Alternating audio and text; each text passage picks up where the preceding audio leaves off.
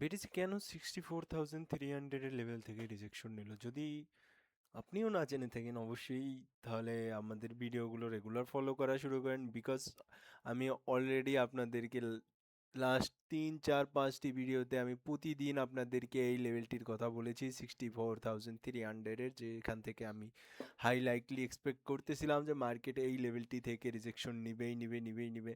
এবং আপনারা যদি আমাকে ফলো করে না করে থাকেন অবশ্যই, তাহলে আমি বলবো আপনারা কাকে ফলো করতেছেন আমি বুঝতে পারতেছি না, যদি আমার মতন একজন অ্যানালিস্টকে আপনারা ফলো না করেন। ডোকসে পার্ট গাইস, আমি তোমাদেরকে লাস্ট ভিডিওতে আমি অলরেডি এই লেভেলটি 64,000-এর 64,300-এর লেভেলটি অলরেডি বলে দিয়েছি এবং লেভেলটি মার্ক করে দিয়েছিলাম যে মার্কেট হাই লাইকলি এই লেভেলটি থেকে একবার রিজেকশন নিবেই নিবে এবং মার্কেট অলরেডি এই লেভেলটি থেকে রিজেকশন নিয়েছে। এবং আমি তোমাদের সুবিধার্থে আমি ব্রেকআউটটিও ক্যাচ করিয়েছিলাম তোমাদেরকে। এখান থেকে ব্রেকআউটে অলরেডি যদি তোমরা কাউন্ট করো যে এখান থেকে ব্রেকআউটের পর কত 8% বিটিসির মুভ, $5,000 মুভ আমি তোমাদেরকে ফুল বলে ক্যাচ করিয়েছি এবং এই লেভেলে আমি তোমাদেরকে এক্সিটও করিয়ে দিয়েছি। তো বুঝতেই পারছো কতটা ভালো এবং ইম্পর্টেন্ট অ্যানালাইসিস থাকে আমার প্রতিটা ভিডিওতে। এবং আমি তোমাদেরকে লাস্ট ভিডিওতে সোলানা ইথেরিয়ামেরও আপডেট দিয়েছিলাম, সেগুলো সেম টু সেম কাজ করেছে। সো আমি আশা করবো তোমরা সকলেই ভিডিওতে লাইক কমেন্ট করবে এবং আমি তোমাদের জন্য নতুন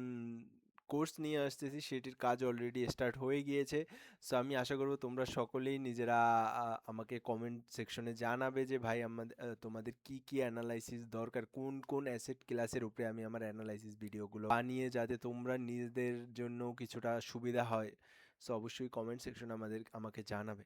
সো এটি তো গেল আমার যে কোর্স আসতেছে সেটার ব্রিফিং। সো এখন আমরা মার্কেট যদি দেখি ডেইলি টাইম ফ্রেমে মার্কেট কি করতেছে, মার্কেট এখনো একটি হাই আর লোই বানাচ্ছে, লো আর হাই বলতে পারো, যেটাই বলো তোমরা, মানে এই হাইটির থেকে এটি লো, ঠিক আছে, হাইয়ার লো আর হাই। সো এটি তো হচ্ছে আমাদের যে রিজেকশন লেভেল আমি বলেছিলাম, সেই লেভেল থেকে অলরেডি মার্কেট রিজেক্ট হয়ে গিয়েছে। এবং আগামীতে আমরা কোন লেভেলে একটি সাপোর্ট দেখতে পারি, যে আপনারা বলবেন ভাই এখন রিজেকশন তো হয়েই গিয়েছে এখন আমরা কি করতে পারি, এখন আমাদের দেখার জিনিস হচ্ছে যে সাপোর্ট, আমরা একটি সাপোর্ট প্ল্যান করতে পারি মার্কেটে, যে লেভেল থেকে আমি আশা করছি আমরা একটি বাউন্স পেতে চলেছি, সেটি হচ্ছে আমাদের এই 60,000 থেকে $59,428 এই লেভেলটি খুবই ইম্পর্টেন্ট হতে চলেছে মার্কেটের জন্য। আমরা এটিকে ম্যাক্সিমাম যদি টানি তাহলেও 60,500-এর এই লেভেলটিতে আমরা টানতে পারি এটিকে। আমি আশা করব মার্কেট আমাদেরকে 60,100-এর এই লেভেলটি পর্যন্ত একটি পুল ব্যাক দিক, আমিও এই লেভেলটিতে আমার নিজের প্ল্যান সাজাবো, বিকজ মার্কেট অলরেডি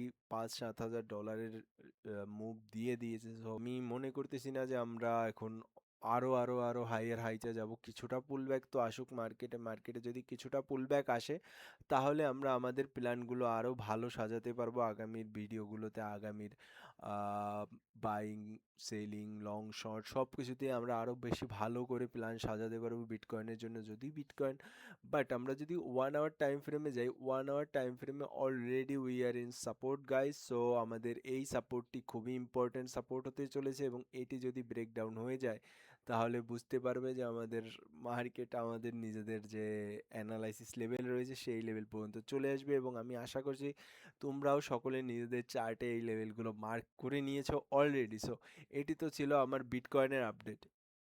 সো এখন আমি একটি অল্টকয়েন নিয়ে তোমাদের সাথে কথা বলবো, যেটি হচ্ছে স্টেবল কয়েন প্রোটোকল। এবং জাস্টিন সান, টিআরএক্স এর যে সিইও জাস্টিন সান, তারও অলরেডি তাতে একটা স্টেক রয়েছে XPL XPL প্রোটোকলে। So XPL protocol হচ্ছে একটি stable coin protocol, USDT USDC এর মতন এদেরও স্টেবল কয়েন রয়েছে।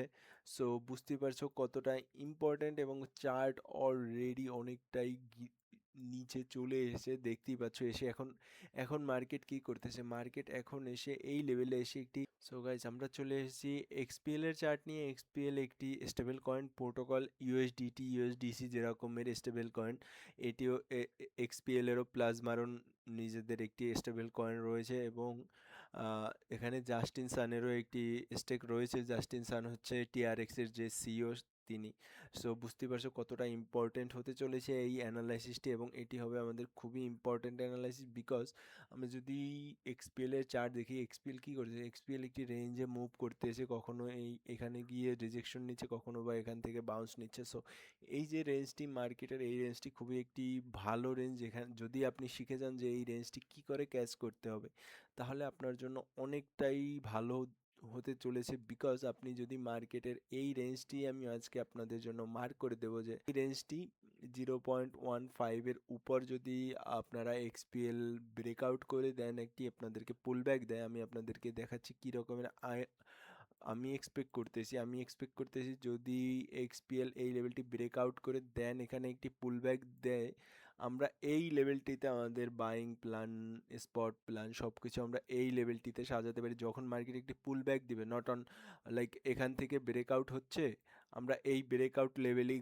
এন্ট্রি করে গেলাম। এটিতে তো ফেক আউটও হতে পারে, সোজা নিচে চলে আসতে পারে। সো আমাদের কি করণীয়, মার্কেট ব্রেকআউট করেছে, আমরা এখানে সাস্টেন করে দেন একটি পুল ব্যাকে এসেছি, পুল ব্যাকে আমাদের বাইং প্ল্যান সাজাতে হবে, দেন আমরা আমাদের নেক্সট স্টপ লস এই লেভেলে অথবা এখানে কোনোখানে একটা লেভেলে প্ল্যান করে দেন আমরা আমাদের সব কিছু রাইট করবো। সো আমি আশা করবো অবশ্যই তোমরা সকলেই আমার যে প্ল্যানটি ছিল তোমরা সকলেই বুঝতে পেরেছো আমি কোন সাইডের প্ল্যান করতেছি এক্সপিএল এর জন্য।